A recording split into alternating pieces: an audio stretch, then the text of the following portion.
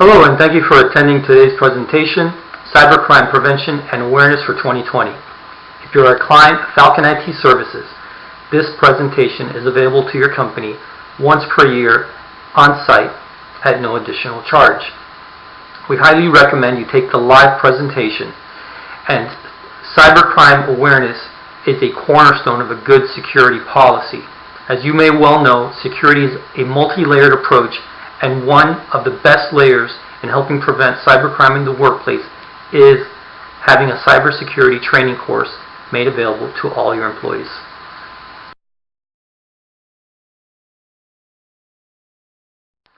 You may ask yourself, why do you need cybersecurity training? After all, we're busy working, and it's difficult to sit in a conference room for 1 hour taking something that may not be the most interesting thing for you in the world. But the fact is that cybersecurity training is very important. As you can see, 3 in 4 Americans have been hacked or have been victims of cybercrime. 90% of businesses have been hacked in the last 12 months, and of those, 77% have been hacked more than once. Last year, $1 trillion in intellectual property was stolen by cybercriminals. 600,000 Facebook accounts are hacked every day. 92% of the top 100 paid mobile apps have been hacked. There are 30,000 websites hacked every day. The annual estimated cost of cybercrime is around $100 billion US. 1.5 million cybercrime victims every day, and 233 million identities are stolen each year. And this is why cybercrime awareness is so important. As you can see by this statistic, 60% of small businesses that are hacked close shop within a year. In 2018, 90% of internet users ages 24 to 34 found their information on a scan of the dark web. This is not attributed to high-profile breaches, but rather to the absence of fairly priced cybersecurity solutions that suit a retail-level risk profile. Now, Falcon IT Services, one of the things that we do is we bring a big corporate IT governance to small businesses. So all the tools that big businesses have to fight cybercrime, we make them available to you. But that doesn't mean that it's something that's magic. Your company, its managers, its directors, and its employees all have to be on board, and they have to make a commitment to cybercrime. Educate your employees, have them take our on-site training at least once per year, and keep them fresh about the latest trends in cybersecurity and the types of attacks that your business is prone to. Make a commitment to have policies written about devices such as BYOD, personal devices like telephones, personal laptops, and things like that, not connecting to your network.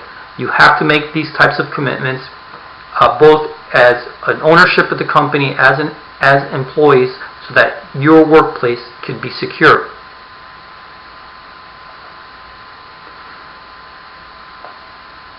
You can also make commitments such as using multi-factor authentication for access. Now, all these things, we'll see in one of the upcoming charts, well, they create a certain level of inconvenience for users. It's a lot harder to do something that requires 2 or 3 steps than it is something that just requires 1 step. So again, employees also have to be committed, and they have to be on board to making things more secure. And as we'll discuss, not everybody needs the same level of security. It all depends on what you want to protect and what type of business you are. But everybody, absolutely everybody, does need a minimum level of computer security. In the old days, people used to think, well, I have nothing of value. You know, I am a bakery, I am a small ironworks shop. There's really nothing on my computers that's of any value. I don't store sensitive information. I don't store patient records. And that was all true up until cryptoviruses came around. Cryptoviruses don't necessarily want to steal your information. They want to lock you from using your processes. So they'll lock your computers, they'll lock your data. You won't be able to use your computers. And pretty much every business that I know of runs on a computer. So even if you have a hot dog cart, the odds are that you have either a computer or a telephone or something to take credit cards. And one of the things about living in the modern world is that computers are a very important part of our business and our commerce. So if something can lock all your computers and stop you, bring your business to a halt, okay, that could really set you back. So it is important for all businesses, no matter what you do, to have at least a minimum level of security and to follow good practices. Of course, if you have the type of business that stores information or you're involved with sensitive information, well, then you need even higher security. But at least everyone needs a minimum level of security. How cyber criminals get access. As you can see by this pie chart, cyber criminals have a variety of methods that they could use to get access to your computers and or to steal data. The biggest one here is viruses. And we also have insider threats, which as you can see here is a pretty big chunk. We also have device theft, for example, losing your laptop or having your laptop stolen.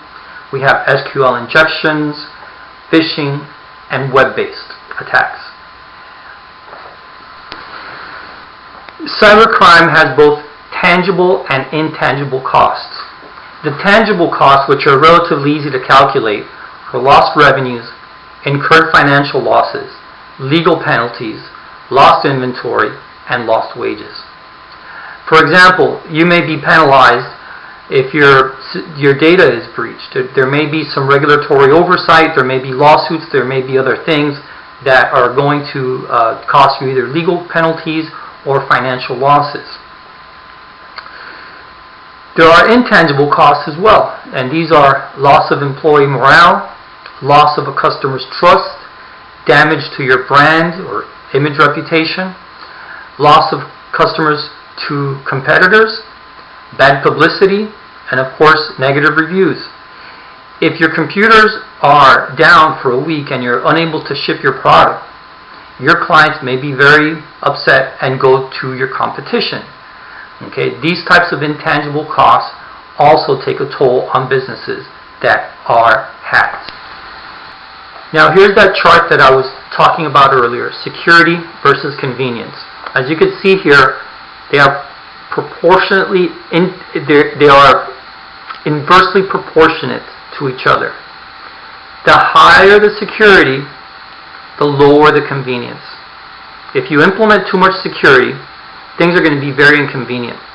But if you're at a bank or if you're at a company that holds financial records, patient records, then unfortunately you should have higher security. Okay? Now, if you want things to be convenient, as you can see, you're going to be on the lower part of the security. And IT security is not a canned product or a one-size-fits-all. It could vary by company and depending on what you're trying to protect. So the idea here is to find where your company is and what type of security you can implement. You don't want to put too much security if you don't need it, and you don't want to put too little security if the requirements need it. So one of the things that we do is we speak to your management, your ownership, your executive staff, and we try to formulate something where we could find the right match for you. Now, the security versus convenience conundrum affects all aspects of IT. It doesn't matter whether you're talking about remote access or whether you're talking about exploring the online world. Okay, it's something that affects us all in every aspect. One perfect example is, in the old days, things got a little bit too easy for users to install software. So when you would click on something to do an installation, the computer would just go ahead and install something for you. Well, this got exploited, of course, and there was a lot of malware that was being installed, and half the time people had no idea how it was being installed. So the answer to this, the answer from Microsoft to this was that they made things a little bit more difficult. So when you click on something or when you visit a web page and it tries to install or download something, you now in the more modern versions of Microsoft Windows Explorer, you get these dialog boxes, and what they try to do is they try to ask you again and tell you, are you sure? And maybe it's not as convenient, it's not as easy, but it's a heck of a lot more secure. Okay, because by having this ask you 2 or 3 times, well, you might think about it a little more instead of just autopiloting and clicking OK because you want to get rid of the pop-up dialog box that's in front of you. Okay, so as you can see here, and even in the latest iterations of Internet Explorer, it goes as far as to hide, okay, where you need to go to click.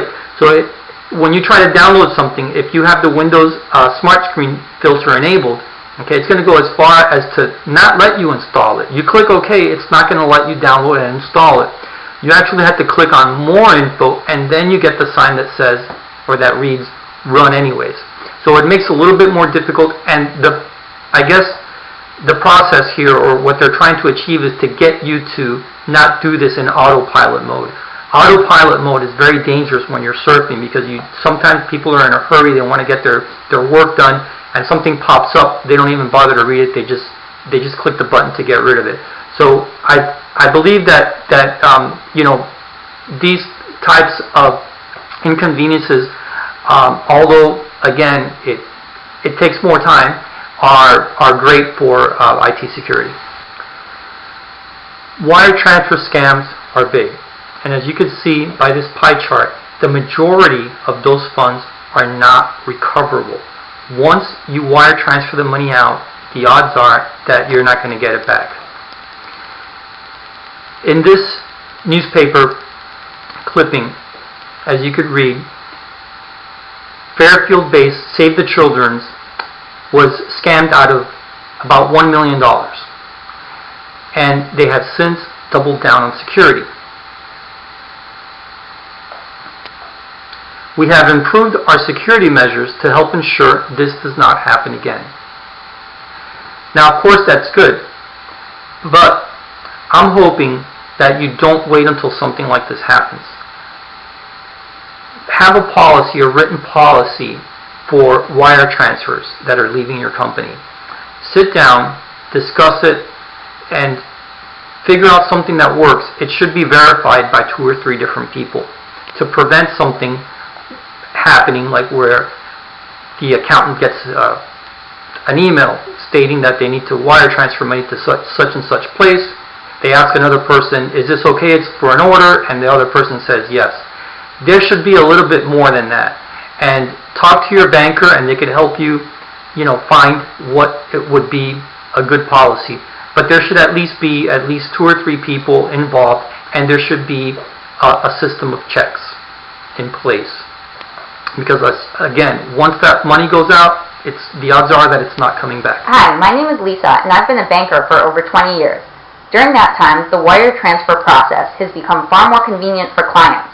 However, with this convenience, new dangers were created, such as hacking. In order to protect you and your company from hacking, there are a few steps you can follow.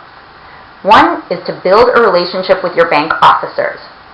When you set up parameters for outgoing wire notifications, make sure that the bank confirms email and web requests by phone or in person before initiating a wire transfer or acting on a change. As well, when your vendors send you wire transfer instructions, review them for anomalies, such as foreign correspondent account banks for a domestic client. Call the vendor to confirm wire transfer instructions, especially if there's a change. Consider using a bank that requires tokens, also known as dual authentication, to initiate wire transfers via the web. Any changes should require inquiry, i.e. bank account changes, etc. Any transfers over a specific amount should result in oversight, such as 2 signers. Don't allow your employees to use non-managed or BYOD devices to access bank accounts. And if you're not using the wire transfer features anymore and they're not needed, have your bank disable them. Finally, it's important to establish an employee awareness program for banking. No transaction is 100% secure, but you can and should take these steps to protect you and your company. Now, situational awareness is key in preventing cybercrime. You have to just sometimes stop, think about the situation you're in and apply a little bit of common sense. You don't have to be an IT security personnel. You don't have to be Einstein. All you have to do is just pause and think about the situation that you're in and think about what options you have. Always know what you're getting into. Always have awareness of what's going on. Okay? And as I had mentioned at the beginning, security is both an individual and a business investment. Your managers, your ownership, and your employees all have to be committed to cybersecurity. Learn as much as you can in helping prevent cybercrime. Individual training and awareness is an important additional layer that's added to your company's existing hardware and software security and infrastructure. And as I had mentioned before, security is a layered approach, and training is a very important layer in this. Please don't think that security is not your problem or your concern. Don't think, well, my company has security personnel, they have IT personnel, and it's their job to take care of security and to keep me safe. That kind of thinking is really not conducive to good IT security. We live in a world where all information is attainable for those who want it. So as an employee, okay, you should seek out information about IT security. Not only are you going to help your employer, and not only are you going to be more valuable, okay, but you're going to help yourself, because even in your home, you need IT security.